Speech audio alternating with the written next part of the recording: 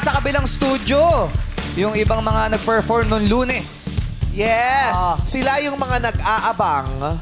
Ayan. Hello po. Sila yung mga nag-aabang kung maisasalba ba sila Aha. Yes. ng kanilang pangkat dahil di umano. Oh. Ano? Sa kanilang pangkat ay may natitira pang mga awit na Yes. di umano Oh. ay makakakuha ng puntos sa mga susunod na araw.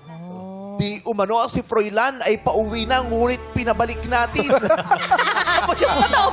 Dalawa sila ni Sam. Nagulat na lang ako. Nasa papuntang Tarlac na daw yung isa.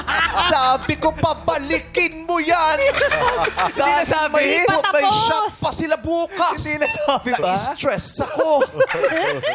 Sa Di Tarlac na. umano. Hindi kami nagkaintindihan. Oo.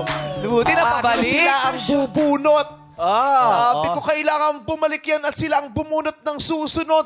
Nakapangkat na awit. Mapapahiya ako sa Twitter na sabi ko na yun.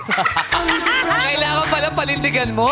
Mahirap kasi pag nag-zoom lang Kasi sila. may nagsabi sa Twitter, sana po ang susunod na bubunot yung ka-teammate. Talagang yun naman ang mangyayari. Yes. Sinagot ko, sabi ko, next na po yan, bukas na po yan, naplano na po namin, yung kalma lang po, antayin nyo lang po, Yes, ganyan, oo. bukas, ganyan. Kaya lang. Tapos sabi ko sa bukas ha, ang mga bubunot, di ba, yung mga ano, talaga po ba? Di ba sabi ko yung mga, umuwi na po si Bruno. Tawagin na!